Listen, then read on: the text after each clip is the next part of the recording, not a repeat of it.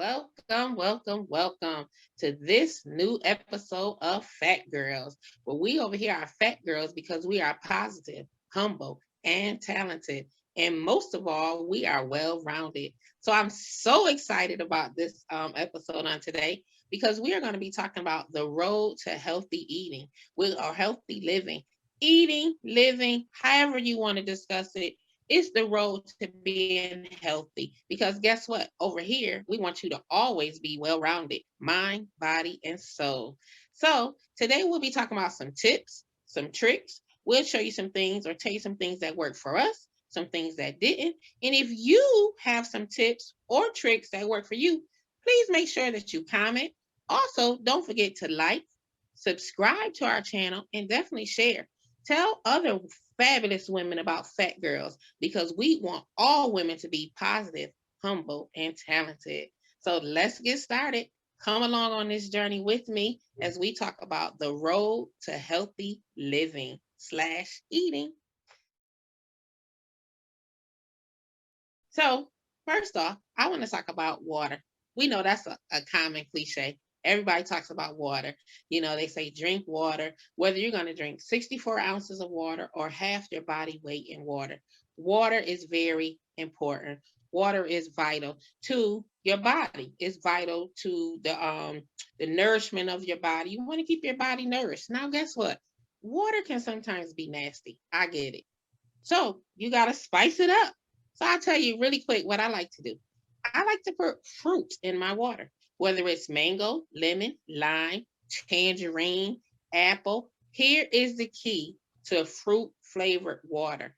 It must sit for at least 24 hours for that flavor to explode into that water. And I guarantee after 24 hours, you will love the water because it has fruit flavored in it. So I want you to try that and see how you like it. If you try it, or if you have any other fruit flavored waters that you choose, let me know in the comments because guess what? I'm open to trying fruit flavored waters, different varieties. Has anybody ever tried dragon fruit? I haven't, but if you have, let me know how it works for you.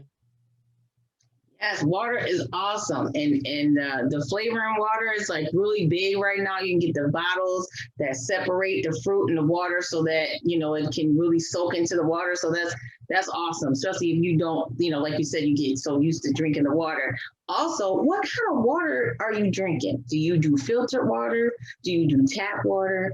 I personally drink distilled water. I did some research about distilled water. I've been drinking it for over 2 years now. I know there's a lot of myths about how it takes away vitamins and minerals from your body and things of that nature, but that's absolutely untrue. Distilled water is the best water you can drink because it doesn't have anything in it.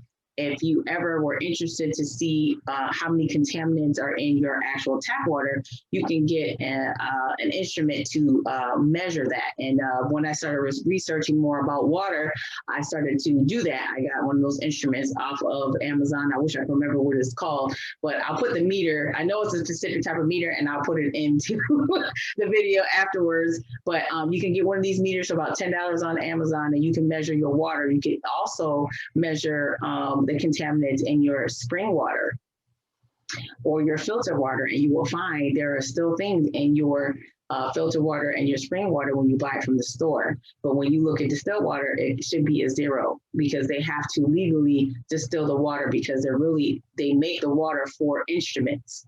So if you have any kind of instruments that you're using, like your iron, that kind of stuff, your mom says don't put real water in your iron because it will corrode it. That's what you're drinking. It's got minerals in it, but the minerals that they put into the water, they are not soluble minerals, meaning that it's not based as like a food. It is like a rock, the type of minerals that they put in those kind of drinks. So that stuff is just sitting in your body. Unlike distilled water, will help to flush things out of your system because there's nothing in it. When you have spring water or certain kind of filter water, there's certain things that are not being filtered out of your water, like chlorine and fluoride. We'll get into that in a totally different video because we're trying to, just kind of give you some tips. But we'll start to get more in depth about why you should be concerned with having fluoride and chlorine in your water. But those are some of the things that you can do. Are we telling you have to drink distilled? No, but that is an option if you were to do some more research about that, and we will do videos about that as well, the difference between them. But like I said, you can measure it yourself and see what's in your water. If you are okay with drinking spring, drink spring, but drink some water if you're drinking pops and things of that nature. Any water is better than drinking a pop, better than drinking fruit juice all the time. So definitely focus on drinking a lot more water. It'll also help with your cravings and some other things. So water is very, very important. Wonderful. I love it. All right. So what are some other tips that we have for healthy living? Well, one of the tips that I am focusing on myself right now is eating real food. Thanks to the COVID, I have started to order out so much because it's being lazy or just not feeling like cooking, working from home. You just kind of drain sometimes and don't feel like going. For me, I don't feel like going into the kitchen and cooking something. Sometimes I forget to thaw something out because my mind is focused on my job and doing what I'm supposed to do. So I tend to order out a lot. And then I'm finding that it's, even though I'm not ordering bad food, it's not real. You know what I mean? Even though they're bringing it to you and you're eating it, it's not real food. Whether it's a salad, whether it's a cheeseburger, whatever it is, it's not real. So the tip that we want to share is eat real food. So if you're going to make a cheeseburger, you're going to get real cheese, you're going to get real hamburger from the store, you're going to get, your own buns and make your own food because you can control what goes in that food, what type of seasonings you're going to put in it. You can control that. When you buy it from someone else, you don't know if they're frying it in meat that's been fried in pork. Like if you don't eat pork and you only eat beef, you don't know if the oil they're using, they fried, pork chop in it before they fried your hamburger. You don't know how clean the area is that you're buying the food from. You're just getting the food. You don't have any control over what the type of meat they're using. You don't have any control over anything. You're just getting the food. So when you're eating real food, you have more control, and then it's real food, so that your body breaks it down differently. Less chemicals, less things going on with the food. So when something's not processed, it's better for your system to break it down than if it's processed, including ordering from, Grubhub or DoorDash from a restaurant. It's still different than you going to the store and buying your own food. So that's a suggestion that we wanted to help you out with, is just get real food. Wonderful. I love it. I love it. And always the best food is always the home cooked food. Even though it takes more time, more preparation, it's always the best. And the thing about home cooked, usually don't have leftovers too many times. But I also want to talk about fruits and vegetables. Fruits and vegetables are very good to incorporate into your diet. Now, you definitely want to be careful with the fruit because guess what? It has a high increase in sugar. So you definitely want to be careful of the consumption of fruit that you intake because if you have diabetes or something like that, then your blood glucose will continue to go up. But now, vegetables, green leafy vegetables. Hey, here's a tip. Try some different fruit. Try some different vegetables. See kind of what you mix and mingle and like. Because I know most times we kind of stick to the same basic ones. But here, once a week, try a different vegetable. Maybe you want to try asparagus or Brussels sprouts or spinach or name some other kind of fruits fruits and vegetables that you guys may try. I may not have heard of them all, but I'm always open to trying different fruits and vegetables. And also, you want to have half of your plates to be vegetables. Even if it's a salad, you know, they do recommend that you have half of your plate be vegetables. Why? Because you just want to make sure that you get those nutrients, those vitamins inside your body. And I'm not saying that meat is bad, but you definitely want to have more vegetables than you do meat. And definitely try some different fruits. I love to hear what kind of fruits did you try. I did mention dragon fruit earlier, so I think I need to be on the hunt for dragon fruit to make sure I see how it tastes and if I like it. And I'll come back with a review about dragon fruit. But if you've had dragon fruit and you have ways that you make it, let me know. Maybe make a smoothie or a pie or whatever. I don't really know. But I'm looking forward to seeing what kind of fruits and vegetables you've tried, and definitely let us know how you prepare them. Because in this segment, we're talking about healthy living slash healthy eating. So all tips, all recipes are greatly appreciated. Yeah, absolutely. And speaking of recipes, that's another one of our suggestions will be to try a new recipe. Try at least a new recipe once a month. Start off with once a month and then incorporate it maybe once a week.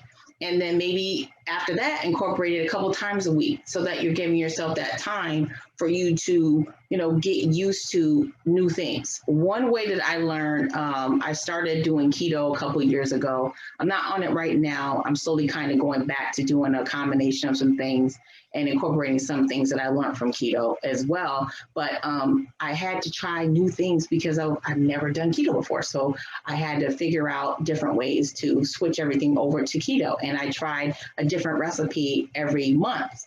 And when I would do that, I learned about new seasonings. I found, for example, smoked paprika.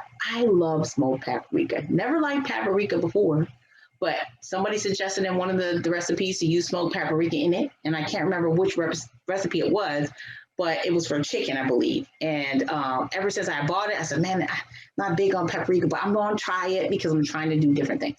So I tried smoked paprika, love it, put it on everything. Then I learned how to cook with turmeric. I found another recipe, and somehow, some way, turmeric was involved, and I really love putting turmeric in my food as well. So I started using cumin, and didn't know that that's what tacos is made out of. So made my own tacos, a recipe with tacos, and she suggested use cumin and some other things. I'm like, man, I didn't know that that's what was in tacos. And if you're laughing at me at home, that's fine. I didn't know that I didn't know either. tacos. I didn't know that. So I learned how to make my own tacos. She actually came up with all these different seasonings to make your own taco seasoning because the taco seasoning that you buy from the store has a whole lot of stuff in it. And to make a more healthier taco seasoning, she talked about the different types of seasonings to put in it. And the main one was the cumin. So I'm like, wow, I didn't know that. So I learned a lot from doing new recipes. So I would suggest however way you're going to choose to eat or just incorporate more vegetables, like she was talking about more vegetables and fruit. You can just find maybe a keto recipe, even though you may not be going keto, or even a vegan recipe, and you might have a meatless day and then try new recipe. And usually when you're doing those kinds of eating lifestyles, those kind of lifestyles will focus more on the taste of the food. So you would use more seasonings and those type of things. So then it will open you up to different flavors and different tastes. And when your taste buds change, that's when everything else will kind of fall into place. So I always suggest to try new recipes. And sometimes they work out and sometimes they don't. So, I mean, I've had plenty of times where I made something and I'm like, man, I will never make this again, but I at least tried it. Right, Damina? You're like, oh, that's definitely not for me. I don't like dirt taste beets. I will never eat a beet. I know it's great for you. It's tightens the skin, as Eartha Kitt said in Boomerang. But I don't eat beets because they taste like dirt to me. And even if I put it in a smoothie, my smoothie tastes like dirt. If anybody can suggest how to get the dirt taste out of beets, I'll put them in there. Otherwise, I will never use beets in anything that I do. So let's talk about meal prep slash meal planning. Um, I am a big fan of meal planning. Now, listen, there's a difference between meal planning and meal prep, which I'm quite sure you know about. I'm a fan of the planning, not so much a fan of the prepping. Although I think that meal prepping is easier, but I like to do the meal planning because it kind of takes out the mundane of the day to day. What am I going to eat today? What is this? What is that? And then if you take a consensus and you start asking people in your family, what do you want to eat? Most people say, I don't know. So I like the meal planning because you can say on Monday, we're going to have meatloaf. On Tuesday, we're going to have this. So you can put it in a calendar type form on a monthly basis and just stick it on your refrigerator so that everybody knows that on today we are having this and on tomorrow we're going to have that. And so it kind of just takes out the question mark of what are we going to eat today. Now, a step further from the meal planning is when people get into the meal prep, is if they know that all week long they're going to have chicken on Sunday, and then they're going to kind of have the byproducts of the chicken throughout the week. Then they'll just begin to prep that. I haven't made it to the stage yet of prepping, but I have gotten good at the meal planning. So if you have some tips on meal prepping, some quick things that you do. I know sometimes people say that they prep on Sunday for the rest of the week, or they prep throughout, or however you do it. If you have some tips on meal prepping, definitely please share those with me, because I'm looking forward to meal prepping, because I do have the planning down pat. So meal prepping is something that I need to do as well.